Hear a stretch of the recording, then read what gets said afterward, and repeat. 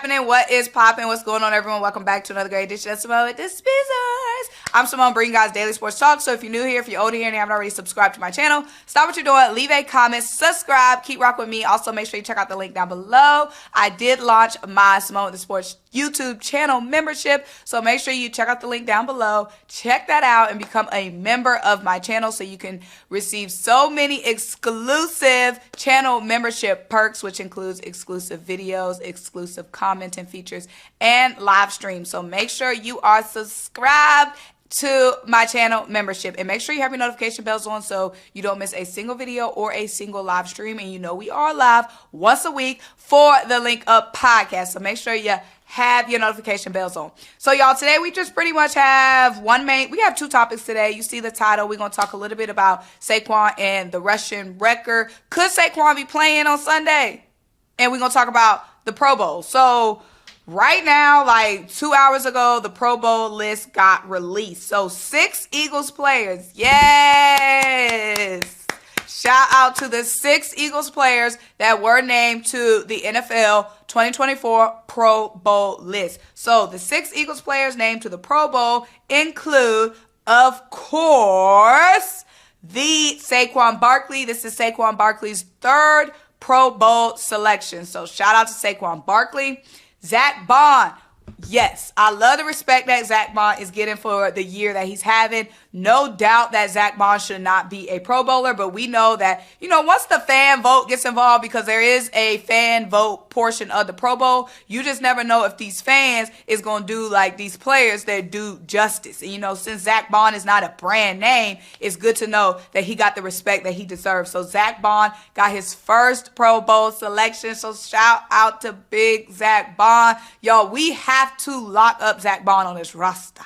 I need Zach Bond on this team long term, so I hope Howie is doing whatever he got to do to make sure that she is happening. I got to fix, because y'all know y'all got to get all the pictures. Y'all got to get all the pictures. Let me fix that camera.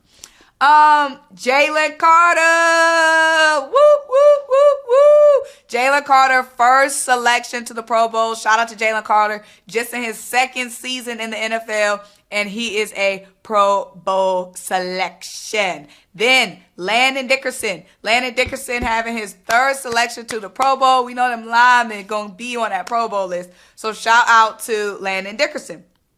Lane Johnson, 6th Pro Bowl selection for Lane Johnson. Congratulations on this list. Lane Johnson is the longest tenured Pro Bowler, if that's a thing. He's the Eagles player on this list who has been to the Pro Bowl the most amount of times. So shout out to Lane Johnson. And then we have another 1st selection, Cam Jurgens. So Cam Jurgens, this is his 1st season. His 1st season stepping in and replacing a future Hall of Famer in Jason Kelce, and he's already a Pro Bowler in his 1st time doing it. His 1st time stepping in for the King Kelce, and he's already a Pro Bowler. Shout out to Cam Jurgens. What a beautiful story that is. What a beautiful story of potential, patience, and now power. You know what I'm saying? Jason Kelce saw that potential he had in college. Then he had patience sitting and playing alongside and sitting behind Jason Kelce. Now he got the power. Triple P for Cam Jurgens. So shout out to Cam Jurgens. We have 3 players on here who have their 1st Pro Bowl selection. That is Zach Bond, that is Jalen Carter, and that is Cam Jurgens. So for all of the quote-unquote snubs, let me just say this. Like I said before, this Pro Bowl, to me, okay, Pro Bowl is amazing to me. I'm not taking anything away with it. But I put more stock into the All-Pro selections, because the All-Pro selections are selected by the NFL players. Like I said, with the Pro Bowl, there is some fan voting involved. You know what I'm saying? So it can get a little dicey when it comes to, like, for example, the Eagles, we have the top-rated secondary, but we have not a single corner on this list. We have not a single safety on this list. We have not a single DB on this list when we have the top-rated secondary. So when you start looking at, like, how are some of these players not Pro Bowlers? You know what I'm saying?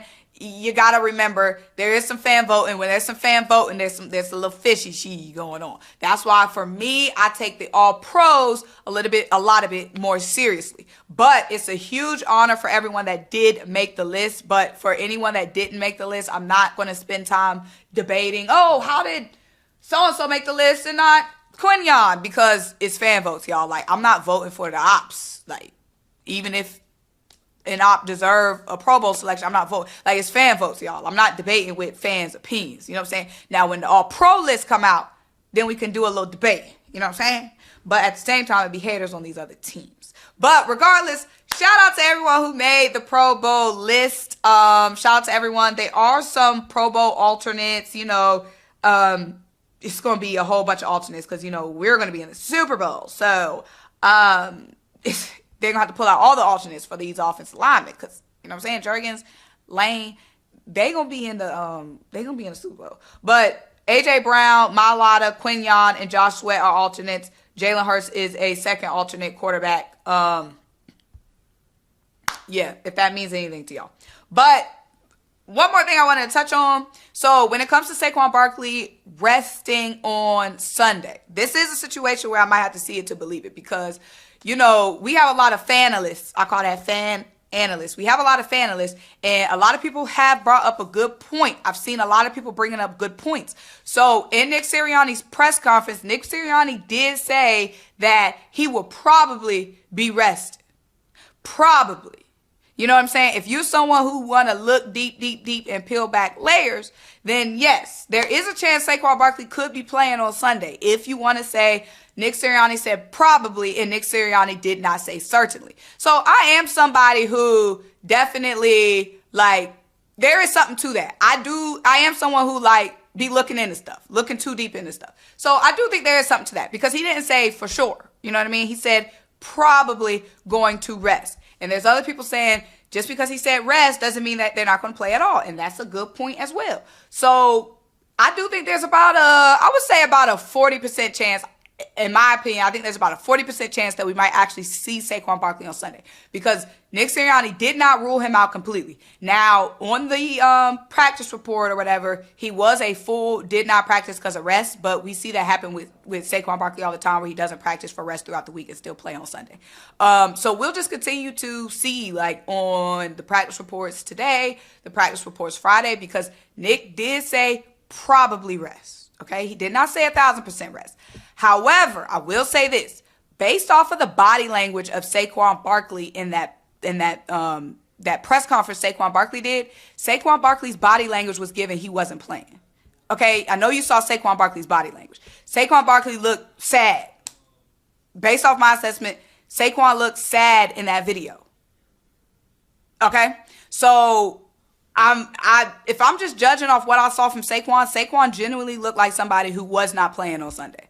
You know what I mean? I feel like if Saquon Barkley knew that he was playing on Sunday and they were just, you know, playing with the media or whatever, then he would have looked more happy in that press conference because he knows in his mind I'm playing on Sunday. He actually looked like sad in that press conference. So if I'm just judging it off Saquon Barkley's body language, I do feel like Saquon Barkley probably isn't playing because Saquon did look sad.